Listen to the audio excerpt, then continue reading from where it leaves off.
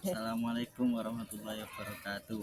Perkenalkan, nama saya Muhammad Hafidul Falah, NIM 2311100003487. Di sini saya akan memberikan materi konsep inti pemasaran dan strategi STP untuk Indonesia Emas 2045. Pendahuluan. Pemasaran berperan penting dalam perekonomian modern. Tujuan presentasi ini adalah untuk memahami konsep inti pemasaran, peran pemasaran dalam visi Indonesia Emas 2045, serta aplikasi strategi STP, segmentasi, targeting, positioning.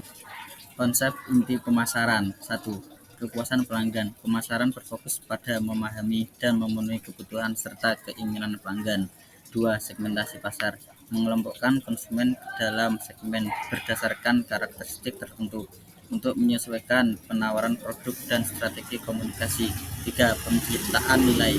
Pemasaran bertujuan untuk menciptakan nilai bagi pelanggan dan perusahaan melalui produk yang relevan dan layanan yang memuaskan. 4. Posisi pasar. Menentukan bagaimana suatu produk atau merek akan dipersepsikan dalam benak konsumen dibandingkan dengan kompetitor. 5. Strategi pemasaran. Mengembangkan rencana untuk mencapai tujuan bisnis melalui penggunaan berbagai saluran pemasaran termasuk digital, tradisional, dan hubungan masyarakat. Peran pemasaran dalam mewujudkan Indonesia Emas 2045. 1. Mendukung pertumbuhan ekonomi. Pemasaran yang efektif dapat meningkatkan penjualan produk lokal, memperkuat sektor UMKM, dan mendorong pertumbuhan ekonomi. 2. Inovasi produk. Pemasaran yang berorientasi pada pelanggan mendorong inovasi dan mengembangkan produk yang sesuai dengan kebutuhan pasar, mendukung daya saing Indonesia. 3. Meningkatkan brand awareness. Pemasaran yang baik dapat meningkatkan kesadaran merek nasional di pasar global, memperkuat citra Indonesia sebagai negara yang inovatif dan berdaya saing. 4. Pendidikan kesadaran konsumen. Melalui kampanye pemasaran, masyarakat dapat diberdayakan dengan informasi mengenai produk lokal, kelanjutan, dan pentingnya memahami STP dalam pemasaran. 1.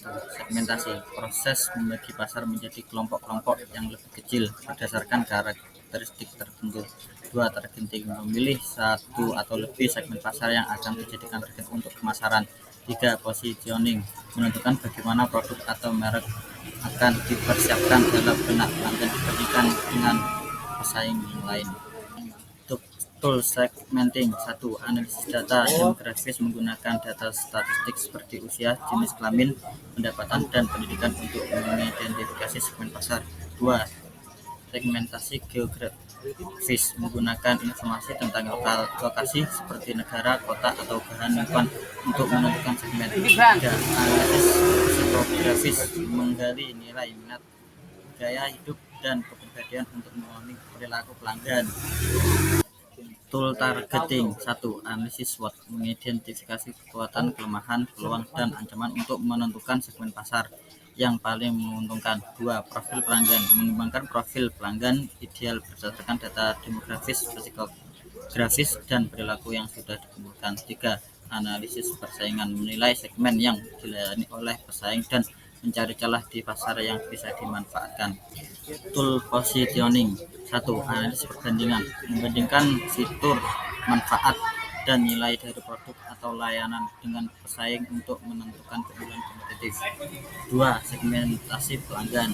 Menentukan segmen pasar yang akan ditargetkan dan bagaimana produk atau merek dapat disesuaikan untuk memenuhi kebutuhan spesifik segmen tersebut. 3. Brand audit. Melakukan evaluasi mendalam tentang posisi merek saat ini termasuk persepsi pelanggan, citra merek, dan nilai yang ditawarkan.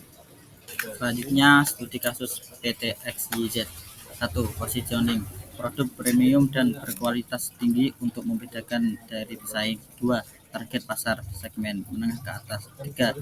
Segmentasi yang digunakan demografis dan psikografis. Yang terakhir yaitu kesimpulan.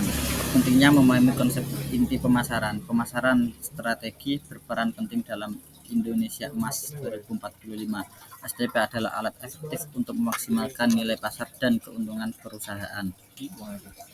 Sekian mungkin yang bisa saya sampaikan, kurang lebihnya mohon maaf. Wassalamualaikum warahmatullahi wabarakatuh.